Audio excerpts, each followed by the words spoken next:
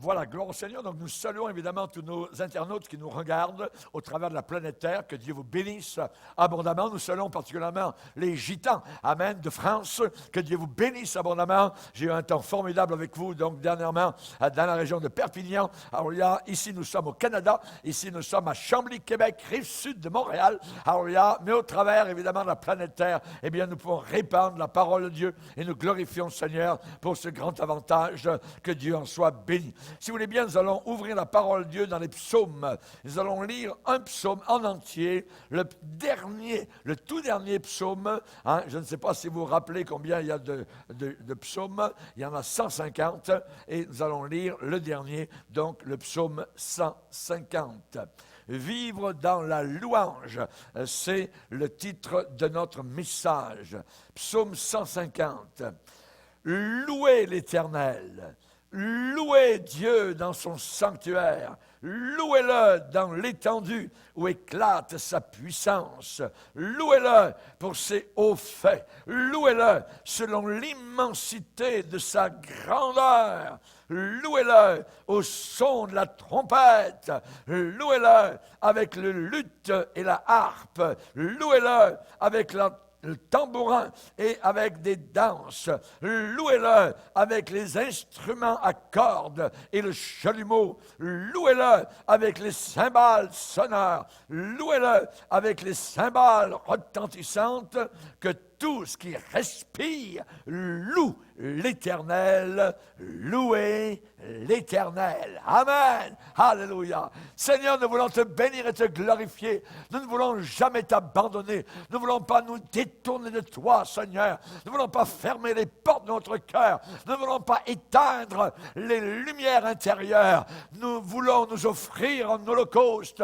Nous voulons, Seigneur, t'offrir le parfum de nos louanges et de nos prières, car tu le mérites, Seigneur.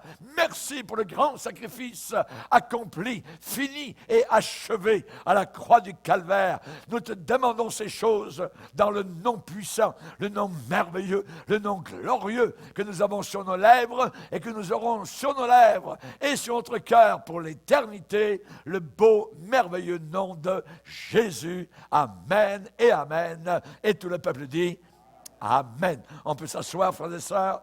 Alléluia. Gloire au Sauveur. Gloire à Jésus. Nous allons parler de louange. Amen. Alléluia. Gloire au Seigneur. Pourquoi? Parce que c'est Ézéchias qui dit un jour, il dit, le vivant, c'est celui qui te loue. Le vivant, c'est celui qui te loue. Amen. Il est fort possible que si vous ne louez pas le Seigneur, vous n'avez pas la vie de Dieu en vous. Amen. Lorsqu'on a la vie de Dieu en nous, eh bien, il y a quelque chose de naturel qui vient, qui monte dans nos cœurs, c'est de louer le Seigneur. Avez-vous remarqué dans ce psaume qui n'a que 6 versets, amen, eh bien, le nombre de fois où nous avons le verbe louer, amen, c'est inimaginable. Quasiment au début de chaque pas verset, mais chaque bout de phrase et phrase, il y a louer l'Éternel, louer Dieu, louer-le. Amen. C'est merveilleux de le bénir et de le glorifier. Et je glorifie Dieu pour cette assemblée où nous louons le Seigneur d'une manière libre, d'une manière où le Seigneur peut venir s'imposer parmi nous par sa présence, par son amour et par sa grâce. Alléluia. Gloire au Seigneur. Donc, 12 fois, j'ai compté, il y a dans ce petit psaume, louer. Alléluia. Gloire au Seigneur. Et là, évidemment, nous avons cet éclatement de gloire à la fin de tous les 150 psaumes. Amen. Alléluia. Parce que tous les psaumes, évidemment, nous parlent du Seigneur, de sa présence, de son amour, de son soutien, des difficultés que le psalmiste a pu avoir. Et donc, nous avons finalement, à la fin, le tout dernier psaume qui dit « Louez le Seigneur ». 12 fois. Alléluia. Gloire au Seigneur. Donc, on sait particulièrement que dans la parole de Dieu, nous avons avons toutes sortes de raisons, évidemment, pour louer le Seigneur. Il nous a sauvés, il nous a pardonnés, il marche avec nous, il nous a remplis du Saint-Esprit, il nous a évité des accidents, il a béni nos enfants, il nous a bénis, il nous a relevés dans le lit de maladie, il a pourvu à un besoin, il nous a dirigés vers un pays nouveau peut-être. Il est celui qui dirige chacun de nos pas. Il n'y a pas un seul instant où nous échappons au regard de notre Sauveur et de notre Seigneur. Alléluia! Gloire au Seigneur. Vous vous rappelez dans l'Ancien Testament comment Moïse avait posé ses mains sur Josué, et comment Josué avait été loin du Saint-Esprit et comment finalement il a pu conduire le peuple d'Israël, il a pu être dirigé et Dieu lui a dit exactement comme j'ai été avec Moïse, je serai aussi avec toi. Et là particulièrement nous voyons quand le peuple a été dans le désert, lorsqu'il a été le temps d'ériger le tabernacle dans le désert, eh bien le Seigneur a rappelé quelque chose.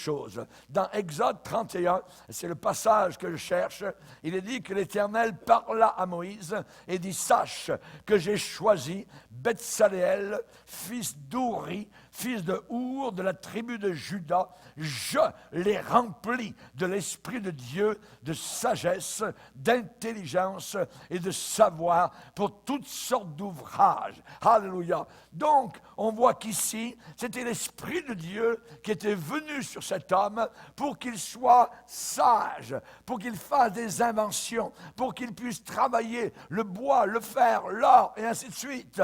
Je l'ai rempli, dit le Seigneur, de l'Esprit de Dieu, de sagesse. Je l'ai rendu capable. Amen. C'est Dieu qui nous rend capables. Bien souvent, nous disons, mais comment ai-je pu faire ça? Comment puis-je arriver, amen, à passer au travers de tout cela? Eh bien, le Seigneur nous rend capables. Et ici, il est dit, je l'ai rendu capable de faire des inventions. Je l'ai rendu capable de travailler l'or, de travailler l'argent, les reins, de graver les pierres à enchâsser. Je l'ai rendu capable de travailler le bois et d'exécuter toutes sortes d'ouvrages. Imaginez, c'est l'Esprit de Dieu, c'est le Saint-Esprit qui nous aide dans notre travail. Et cela, évidemment, à lui soit toute la gloire, raison pour laquelle nous le louons, nous le bénissons et nous le glorifions. Si nous revenons au psaume 150, eh bien, nous remarquons qu'il y a évidemment donc un lieu où nous louons le Seigneur. Qu'est-ce que nous lisons? Louez l'Éternel, verset 1er. Louez Dieu dans son sanctuaire. Louez-le dans l'étendue où éclate sa puissance. On va s'arrêter quelques instants sur ces versets. Louez Dieu dans son sanctuaire. Nous avons un endroit où louer le Seigneur. Louez Dieu dans son sanctuaire, et louez-le dans l'étendue où éclate sa puissance. Il semble que ce n'est pas un ordre logique.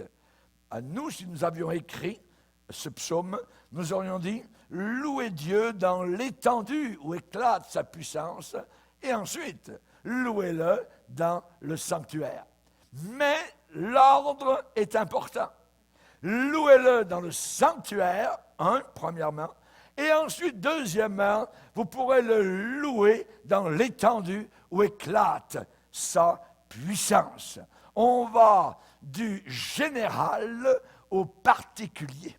Du général, la grandeur de Dieu au-dessus de nous. Évidemment, les cieux, et on va ensuite au particulier, c'est-à-dire dans le sanctuaire, dans l'assemblée où nous pouvons le louer. Alléluia. Le psalmiste commence avec le sanctuaire. Si vous n'êtes pas capable de louer Dieu dans le sanctuaire, vous n'arriverez pas à louer Dieu dans l'étendue où éclate sa puissance.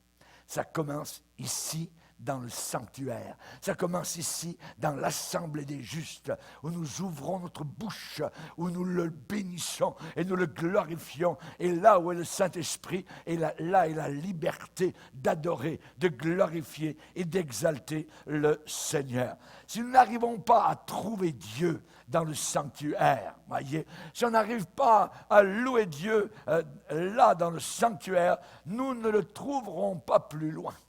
nous ne le trouverons pas plus loin, dans le lieu où éclate sa puissance. Alléluia. Dans le sanctuaire, nous le louons avec quoi? Nous le louons avec des cantiques. Nous le louons avec des dirigeants qui nous dirigent dans les cantiques, dans les chants. Amen. Pour glorifier le Seigneur. Et nous avons une reconnaissance envers Dieu au travers de ces cantiques-là. Et certains cantiques sont merveilleux, nous aident, justement, traduisent dans des mots, dans des strophes, ce qui est là dans notre cœur, qui parfois nous le penserions, mais nous n'arriverions pas à l'exprimer. Par exemple, un cantique, Christ, sous ta main bénissante, nous nous plaçons par la foi. C'est la vertu guérissante qui maintenant sort de toi. Jésus, prince de la vie, tu te plais à nous bénir. En toi seul, je me confie. Oui, tu peux et tu veux me guérir. Alléluia. Gloire à Dieu. Amen. Y a-t-il quelqu'un qui aujourd'hui, qui m'écoute, qui a besoin de délivrance, qui a besoin de guérison? Alors, commence à bénir ton Dieu. Commence à le glorifier. Commence à être reconnaissant envers Dieu. Il t'a donné la vie. Le sang coule, ton cœur pompe, le sang dans tes veines. Remercie Dieu pour la vie qu'il t'accorde. Alléluia. La Bible dit, soyez reconnaissants. Soyez reconnaissants. Le sommes-nous? Sommes-nous reconnaissants? Nous avons une fête ici au Canada qui s'appelle l'Action de grâce. L'Action de grâce, la fête de l'Action de grâce. Amen. Alors, c'est notre fête. Amen. C'est la fête des chrétiens. C'est pour les chrétiens et pas pour les païens. Voyez, parce que nous avons des actions de grâce à donner au Seigneur. Nous le bénissons, nous le glorifions. Il a tant fait pour chacun d'entre nous. Alléluia. Et on sait qu'avec la poésie, eh bien, certains ont été capables d'écrire de merveilleux cantiques, des choses que nous n'arriverions pas à exprimer, je dirais, sans, leur exemple. Et ainsi, en chantant, eh bien, nous mettons sur nos lèvres et dans notre cœur les paroles d'Asaph, parfois les paroles, comme nous l'avons fait tout à l'heure avec Daniel au psaume 104. Nous avons chanté directement donc les paroles de la Bible. Et c'est merveilleux parce qu'il y a une puissance glorieuse au travers des vérités qui y sont contenues. Dans le Nouveau Testament, eh bien, on nous incite à nous exhorter au travers donc de chants, au travers de louanges. Et par exemple, si je prends l'Épître aux Éphésiens, au chapitre 5, il est dit « Soyez remplis de l'Esprit, du Saint-Esprit, entretenez-vous ». Donc, un entretien, comme un bâtiment doit être entretenu, il est dit ici, entretenez votre vie spirituelle, entretenez-vous par des psaumes, par des hymnes, par des cantiques spirituels, pas des chansons, voyez, des cantiques spirituels, chantant et célébrant de tout votre cœur les louanges du Seigneur. Amen. Donc, nous devons chanter de quelle manière? Avec joie. Mais je n'ai pas envie, pasteur. J'ai vécu trop de problèmes. Laisse les problèmes et commence à chanter. Et tu vas voir, amen. Au début, l'eau n'arrive pas dans la pompe, et puis tout d'un coup, toc, l'eau jaillit, l'eau sort du puits, amen. Et tu oublies tes bobos, tu oublies tous les problèmes, difficultés. Remets ça aux mains du Seigneur. Alléluia. Et c'est ce que nous devons faire, que Dieu soit béni. On va lire un autre passage dans Colossiens. Un peu plus loin, à votre droite, dans votre Bible, Colossiens, chapitre 3. Colossiens chapitre 3 et au verset 16. Colossiens 3, 16, que la parole de Christ habite parmi vous abondamment. Instruisez-vous et exhortez-vous les uns les autres en toute sagesse par des psaumes, par des hymnes, par des cantiques spirituels, chantant à Dieu dans vos cœurs, sous l'inspiration de la grâce. Alléluia. Et je peux vous dire que dans nos assemblées, nous avons la grâce de Dieu qui est là. Alléluia, gloire à Dieu. On la ressent, on la vit, amen. On s'y meut à l'intérieur, on s'y plonge, alléluia. C'est quelque chose de formidable que nous ressentons dans ce lieu-là. Alléluia, gloire à Dieu. Et donc, c'est merveilleux. Mais je dirais que le meilleur, c'est lorsque nous sortons, lorsque nous sommes chez nous ou au travail. Le plus merveilleux, c'est d'avoir un cœur dans notre cœur. Alléluia.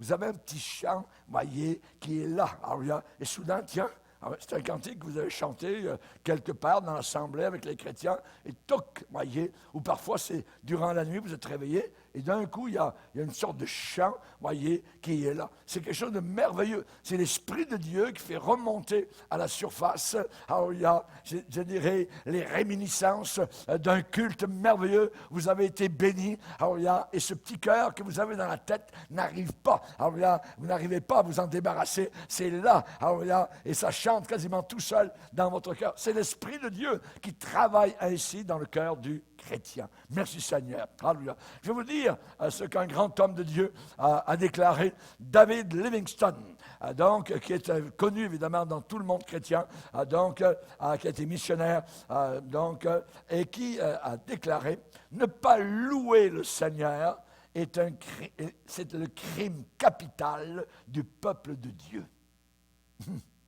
Ne pas louer le Seigneur, c'est un crime capital du peuple de Dieu. Une ligne, dit-il, de louange vaut mieux que toute une feuille de prière. Une heure de vrai remerciement vaut mieux que toute une journée de jeûne et prière. D'un grand homme de Dieu, il avait appris quoi? Que la louange est puissante. La louange est Dieu. Vous avez vu comment tous les psaumes, 150, voyez, ça se termine, je dirais, à peu près comme le Tour de France sur les Champs-Élysées. C'est la dernière étape. Alléluia. Et là, les coureurs, amen, sont à la dernière étape. Et ici, là, la dernière étape, c'est le psaume 150. Et comment ça se passe? Louez, louez, louez, louez, louez, louez, louez, louez Dieu. Voyez, c'est de bénir, de glorifier le Seigneur. Amen. Gloire au Seigneur. Et un écrivain français, lui, il a déclaré, la louange est bonne pour l'âme. Ça désinfecte le service de l'ego. Ça désinfecte le service de l'ego. Il dit la louange, c'est une habitude spirituelle de santé. Ça détourne l'attention de soi-même pour contempler notre Créateur. Alléluia.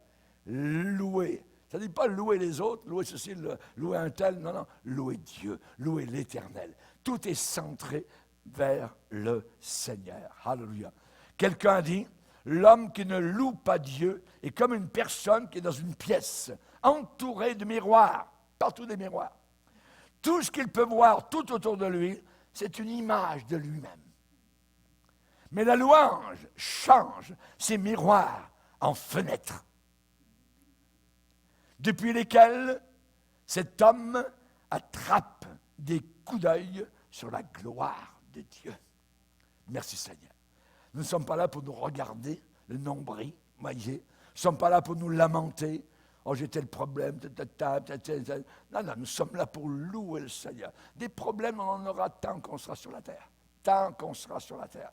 Donc, il faut apprendre à mettre ça de côté. Au fur et à mesure qu'ils arrivent, toc, toc, voyez, toc, on les remet. Ils arrivent, problème, toc, on les remet entre les mains du Seigneur, voyez.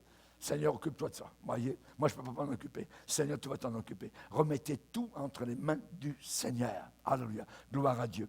Et la louange redonne de la vie à notre conscience par la sainteté de Dieu. Comment? Eh bien, la louange nourrit notre esprit de la vérité de Dieu. Et ça purge nos pensées. Alors, quand vous êtes en train de louer le Seigneur, vous n'êtes pas en train de penser à autre chose, voyez. Vous êtes en train de penser à Dieu. Tout est centré sur Dieu. Votre focus est sur le Seigneur. Votre louange converge vers le Seigneur, vers le trône de la grâce. Alléluia. Louez Dieu comme cela dans le sanctuaire. Et bien vite, vous allez ensuite le louer dans l'étendue où éclate sa puissance. Amen. Alléluia. Que Dieu soit glorifié. Alors, dans le psaume 150, eh bien, nous avons aussi différentes raisons pour louer le Seigneur. Il est dit, louez Dieu dans son sanctuaire, louez-le dans l'étendue où éclate sa puissance. Quelles sont maintenant les raisons pourquoi nous devons le louer? Verset 2, louez-le pour ses hauts faits. Louez-le selon l'immensité de sa grandeur. Donc, là aussi, on pourrait penser l'ordre contraire. Louez-le selon l'immensité de sa grandeur et ensuite, louez-le pour ses hauts faits. Non, c'est le contraire. Premièrement, louez-le pour ses hauts faits. Et deuxièmement, louez-le pour l'immensité de sa grandeur. Premièrement, pour ses hauts faits. Premièrement, pour ses actes puissants. Est-ce qu'il a fait des actes puissants, le Seigneur? Voyez? Eh bien, c'est certain. Les hauts faits que le Seigneur a fait, le premier que je vois, c'est son incarnation. Le petit bébé qu'avait Marie entre ses mains était le grand créateur de l'univers, celui qui n'avait jamais eu aucun commencement. Et quand elle l'a eu entre ses mains, eh bien, c'était celui dont l'origine remonte au temps de l'éternité. Est-ce possible? C'est un haut fait. C'est quelque chose d'inimaginable. C'est quelque chose d'incompréhensible. Et devant ce buisson ardent, nous fléchissons le genou et nous adorons. Comme les mages ont fléchi devant l'enfant Jésus et l'ont adoré. Adorer un bébé, lui offrir des prières, lui offrir de l'or à un bébé, eh bien, ils l'ont fait par la foi. C'est un haut fait, l'incarnation du Dieu éternel. Du Dieu éternel. C'est la raison pour laquelle certains ont dit, on aimerait voir Dieu. Jésus a dit, celui qui m'a vu, a vu le Père. Jésus n'est pas le Père, il est le Fils. Mais il agit comme le Fils. Il est comme le Fils. Il est divin comme le Père. Hein? Il est notre Dieu. Merci Seigneur. L'incarnation, le monarque de l'univers est devenu un enfant fragile, sans défense, pour entrer dans la race humaine et pour nous racheter. Paul va dire à Timothée, 1 Timothée 3, Dieu manifesté en chair. Juste sur ces 4 mots, je pourrais passer le reste de ma vie à vous prêcher. Dieu manifesté en chair. Ah! C'est quelque chose de merveilleux. C'est un haut fait. Il est entré dans la race humaine en n'ayant aucun péché. C'est le seul. Tous les autres étaient pécheurs et sont venus avec une nature pécheresse, Marie comprise.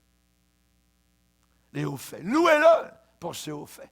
Louez-le pour son incarnation. Louez-le pour sa crucifixion. C'est un haut fait. Imaginez le créateur du cosmos dépérissant en faiblesse complète sur la croix du calvaire. Mais en même temps, il a mis en déroute, il a écrasé les forces des ténèbres, les puissances diaboliques, les démons de l'enfer, et il a écrasé la mort en mourant lui-même. Le jour où Christ est mort au calvaire, la mort est morte. Alléluia. Vous me suivez? Alléluia. Gloire au Seigneur. Gloire au Seigneur. Que Dieu soit glorifié. Alléluia. Le créateur du cosmos sur la croix du calvaire. Paul va dire à Timothée, 2 Timothée 1,10, Jésus a mis en évidence la vie et l'immortalité. Et l'immortalité. Merci Seigneur. Il y a un lieu où nous ne mourrons plus. Et même si on le voudrait, nous ne pourrons plus mourir. Gloire au Seigneur. Ça, c'est un lieu de gloire, un lieu merveilleux. Jésus a dit, nous serons comme les anges. Amen. Nous ne pourrons plus mourir. À Dieu soit toute la gloire. Louez-le pour ses hauts faits. L'incarnation, la crucifixion. Louez-le pour la résurrection. Il est sorti du tombeau. L'ange était assis sur la pierre ronde et a crié aux personnes devant le tombeau, « Ne pleurez pas, il n'est pas ici. Il n'est pas ici. » Alléluia. Il n'est pas dans un cimetière. Où est-il? Il est au milieu de ses enfants. Il marche au milieu des chandeliers d'or. Il est au milieu des assemblées fidèles à Jésus-Christ et à sa parole. Il est apparu à Jean sur l'île de Patmos et il lui a dit simplement, « Ne crains pas, j'étais mort et voici je vis au siècle des siècles et je tiens les clés de la mort. » Alléluia. Merci Seigneur. Louez-le, louez-le pour son incarnation, louez-le pour sa crucifixion, louez-le pour sa résurrection, alléluia, louez-le pour son ascension. Il est monté au ciel. Alléluia. Merci Seigneur, en grande splendeur. Amen. Alléluia. Il est monté sur le trône de sa puissance. Après avoir combattu sur la terre, le guerrier est remonté là-haut dans la gloire, accueilli par les anges. Et les anges, le voyant monter de la terre, ont crié au psaume 24, « Porte, porte, porte du ciel, élevez vos linteaux, élevez-vous, portes éternelles. » Qui est ce roi de gloire qui vient de la planète Terre? C'est Jésus-Christ, l'Éternel, vaillant dans les combats. Alléluia. Merci Seigneur. Que Dieu soit béni, que Dieu soit glorifié, que Dieu soit adoré, que Dieu soit loué. Louez-le pour ses hauts faits. Alléluia. Si les anges le louent, amen, eux qui n'ont pas besoin du salut, à combien de plus forte raison devons-nous le louer, nous qui avons été sauvés par sa grâce et par son amour. Alléluia. L'immensité de sa grandeur, l'ascension, alléluia, l'admiration, amen. L'admiration doit toujours précéder l'adoration. Admirez-vous Jésus. Alléluia. Je l'admire. Alléluia. C'est David qui a déclaré au psaume 27, « Je demande à l'Éternel une chose que je désire ardemment. Je voudrais habiter toute ma vie dans la maison de l'Éternel pour contempler la magnificence de l'Éternel et pour admirer son temple. » Alléluia. Et j'aimerais vous dire et vous rappeler que l'admiration précède toujours l'adoration. Alléluia. Merci Seigneur. La grandeur de Jésus-Christ. Et c'est dans la Bible où nous lisons que Jésus de Nazareth était puissant en œuvre et en parole. Et malheureusement, ses contemporains n'ont pas compris sa grandeur. Eux, ils ont cru à une sorte de réincarnation du prophète Élie ou possiblement Jérémie. Et un jour, dans Matthieu, chapitre 16, nous lisons ces paroles, je dirais, déplorables, mais pourtant qui ont été déclarées dans Matthieu, chapitre 16, où il est dit particulièrement, Jésus étant arrivé dans le territoire de César de Philippe, demanda à ses disciples, « Qui dit-on que je suis, moi, le Fils de l'homme » Qu'est-ce que les gens disent? Qu'est-ce qu'ils disent de moi? Ils répondirent, les uns disent que tu es Jean-Baptiste. Les autres disent que tu es Élie. Et les autres disent que tu es Jérémie ou l'un des prophètes qui est revenu. Oui. Donc, ils ne l'ont pas reconnu pour ce qu'il était. Ils ont pensé que Jésus était un glouton. Ils ont pensé que Jésus était un ivrogne. Ils ont dit, ah, regardez-le, il mange à table, il est régulièrement avec les pécheurs, tout ça, ici et là, tout ça. Et c'est un glouton. C'est un glouton. C'est un ivrogne. Oui. Ils n'ont pas cru à ce qu'il était. Ils ne l'ont pas considéré. Ils ne l'ont pas loué. À un moment donné, savez-vous ce qu'ils ont dit de lui? C'est un démon. C'est un démon. Est-ce que quelqu'un vous a déjà dit « va en enfer » ? Vous voyez, ça m'est arrivé, moi. Oui. Mais ils ont dit déjà à Jésus la même chose. « T'es un démon !» Tu vas en enfer. Tu te prends pour qui? Tu te prends pour Dieu le Fils? Et c'est la raison pour laquelle il a été cloué sur la croix du Calvaire. Et Satan l'a défié. Rappelez-vous, si vraiment tu es le Fils de Dieu, alors fais-le. Ces pierres, tu les vois? Hein? T'as faim? Change-les. Sinon, si tu ne fais pas ce miracle, tu n'es pas Dieu. Comme les enfants, vous savez. Satan, il joue sale, voyez. Il joue dans les poubelles. Et nous ne voulons pas, évidemment, s'amuser avec lui.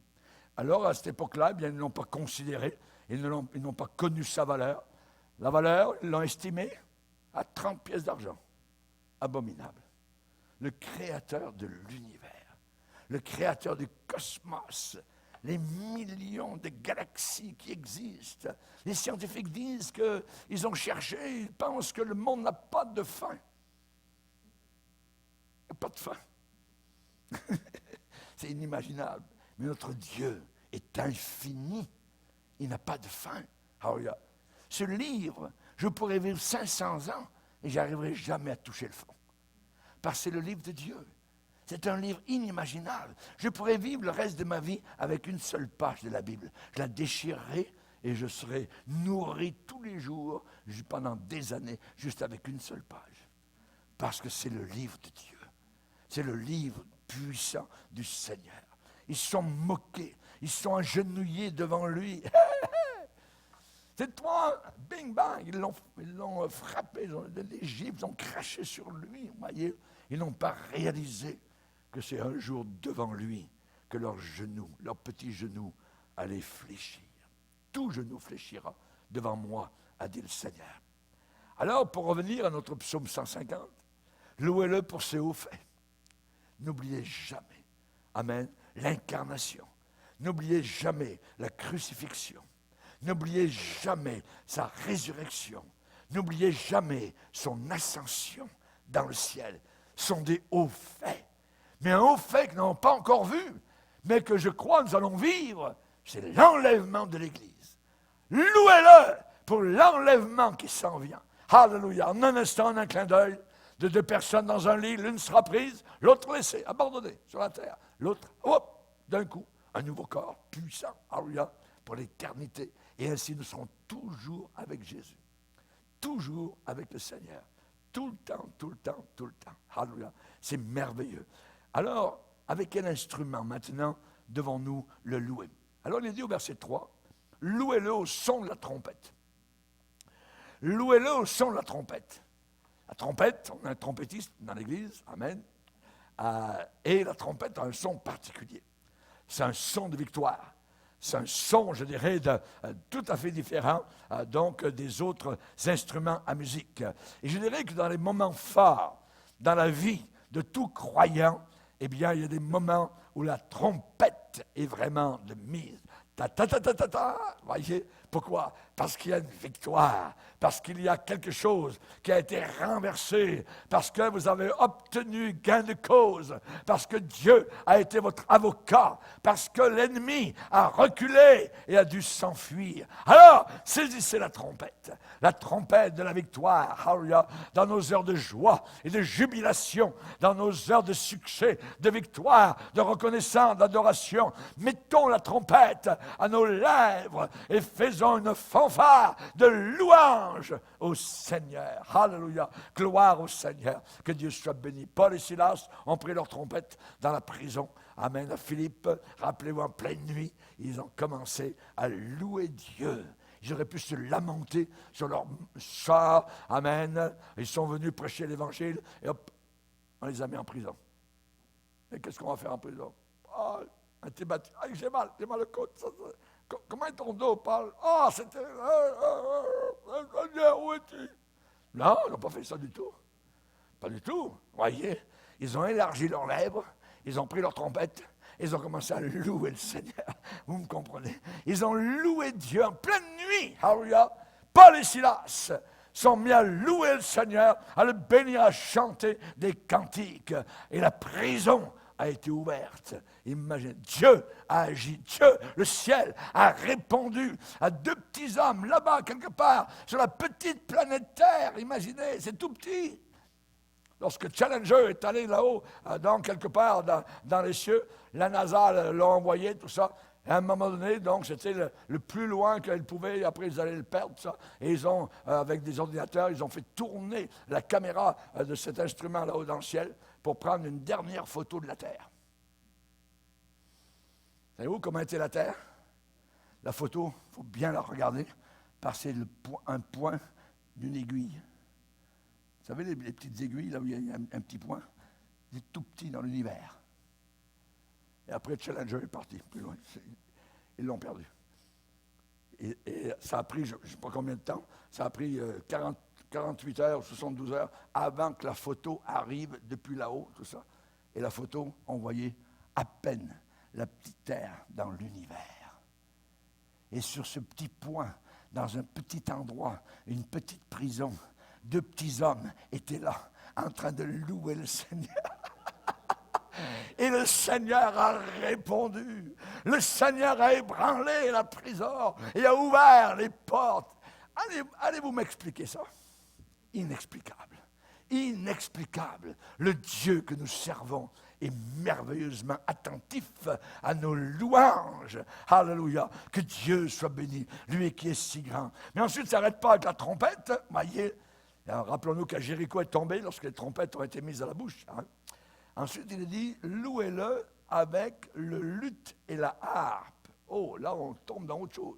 Voyez, la harpe mélodieuse est différente des trompettes. Et on sait que la harpe doit sa musique à la tension des cordes. Et sur une harpe, il y a beaucoup de cordes. Voyez. Et on sait particulièrement que c'est à partir des cordes tendues. Voyez, on ne peut pas y avoir aucun son si les cordes sont toutes molles, comme une guitare. Ça ne va rien faire. Mais il faut que les cordes soient bien tendues, au bon endroit, bien pressées, bien forcées, au bon endroit pour avoir une musique mélodieuse. Alléluia. Gloire au Seigneur. C'est seulement quand les cordes sont bien tirées que les cordes du violon en font une musique vibrante, palpitante, et je dirais frissonnante. Alléluia, gloire à Dieu. Et je dirais, quand je vais prêcher, quand je m'avance devant le pupitre, parfois, je shake un petit peu, on ne dirait pas tout ça, mais vous ne voyez pas mon cœur, voyez. Mais cependant, ça arrive, et ça prouve que j'ai une âme. Et l'apôtre Paul disait à Corinthe, moi-même, j'étais auprès de vous avec beaucoup de tremblement, dans un état de tremblement, voyez. C'est-à-dire qu'on voit qu'il avait besoin, évidemment, du Seigneur, et c'était tendu. Ses cordes étaient tendues. Mais lorsqu'il a ouvert la bouche, le son qui est sorti de sa harpe a amené des gens au salut. Ils ont entendu au travers du message harmonieux le message de pardon et de miséricorde. Alléluia. Vous savez, les exilés hébreux, un jour, ils sont allés, ils ont été faits prisonniers, ils sont allés à Babylone. Et à Babylone, il est dit qu'ils avaient suspendu leur harpe au saule de la contrée. C'est-à-dire qu'ils étaient venus, ils avaient quitté Jérusalem et dans leur sac, ils avaient emmené leur harpe.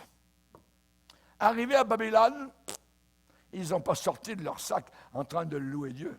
Ils les ont suspendus au saule de la contrée. Il y a toutes sortes de gens. Il y a 3 sortes de gens. Premièrement, des gens qui ont des harpes et qui en jouent. Deuxièmement, il y a ceux dont les harpes sont posées sur les saules de la contrée. Et il y a, troisièmement, ceux qui ont des saules et n'ont aucune harpe. Dans quelle catégorie es-tu? C'est une question. Oui. On a vu ce matin particulièrement un message sur Ézéchias. Et Ézéchias, lorsqu'il a donné les 6 péchés principaux aux gens totalement rétrogrades et qu'ils ont obéi à ce que Ézéchias leur demandait, il est dit dans la Bible, au moment où commença l'Holocauste, commença aussi le chant de l'Éternel. Pour la première fois depuis des années dans leur cœur, le moment où l'Holocauste a été placé sur le feu, au même moment, le chant de l'Éternel est monté. Et quand vous serez placé, quand votre vie, vos membres, quand votre vie entière sera placée aux pieds de Jésus, alors montera aussi de votre cœur un chant, une louange à l'Éternel. Quelque chose qui vient du cœur, quelque chose qui est authentique, quelque chose qui est profond. Alléluia. Vous prendrez des saules de la rivière, Lévitique 23, 40, et vous vous réjouirez devant l'Éternel, votre Dieu. Louez-le avec les trompettes, louez-le avec les harpes, le luth, louez-le avec les tambourins, louez-le avec les instruments à cordes et le chalumeau. Le monde autour de nous se réjouit, voyez.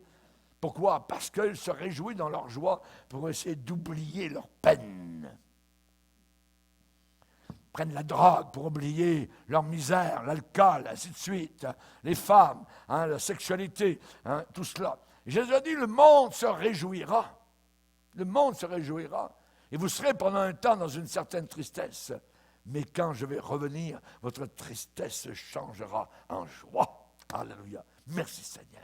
Merci Seigneur. Louez-le. Louez-le avec les cymbales sonores, retentissantes. Alléluia. Gloire au Seigneur. La trompette est bien différente de la harpe. Et la harpe est bien différente des cymbales. Poum, poum, voyez les cymbales. C'est bien différent, voyez. Mais sous le grand bâton du grand maestro, alléluia, tout cela fait une mélodie glorieuse pour bénir et glorifier celui que nous n'avons jamais vu, mais celui que nous verrons bientôt, le Seigneur Jésus. Alléluia. Je termine avec un exemple réel qui est arrivé. Un jour, un chrétien à Carlisle a été admis à l'hôpital local et il avait un cancer à la langue. Et sa langue était tellement infectée que les infirmiers ont demandé de sectionner ce membre pour sauver la vie donc du cancéreux. Et le patient a été amené dans une chaise roulante dans la salle d'opération. Le docteur lui a parlé. « Monsieur, y a-t-il quelque chose que vous voudriez dire avant que l'on vous coupe la langue? Y a-t-il quelque chose que vous voudriez dire avant que le pouvoir du parler vous soit enlevé pour le reste de votre vie terrestre? » Et les docteurs et infirmières qui étaient autour ont été surpris. Le patient s'est levé tout droit de la chaise roulante sur son séant et il a commencé à chanter un cantique. Le fameux cantique de William Cowper. Il y a une fontaine remplie de sang tirée des veines d'Emmanuel et les pécheurs plongés sous ce flot perdent toutes leurs tâches coupables. Il a chanté tous les couplets du cantique et tout le monde pleurait dans la chambre. Et ensuite, ils l'ont opéré. Il y a une fontaine remplie de sang, tirée des veines d'Emmanuel. Et les pécheurs plongés sous ce flot perdent toutes leurs tâches coupables. Louons le Seigneur. N'arrêtez pas de louer Dieu. Louez-le demain, après-demain. Louez-le la semaine prochaine. Louez-le le mois suivant. Louez-le jusqu'à ce que vous arriviez dans la gloire. Et quand vous arriverez dans la gloire, je vous donne un conseil. Continuez à le louer.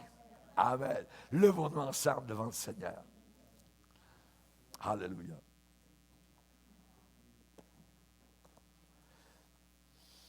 Seigneur, nous sommes bénis. Et nous voulons te glorifier, te louer pour tant d'amour, tant de grâce, Seigneur. Nous voulons achever notre vie sur la terre avec le psaume 150. Nous voulons te bénir, te glorifier, Seigneur. Ne jamais oublier tes hauts faits, Seigneur. ton incarnation, ta crucifixion. Alléluia. Merci Seigneur.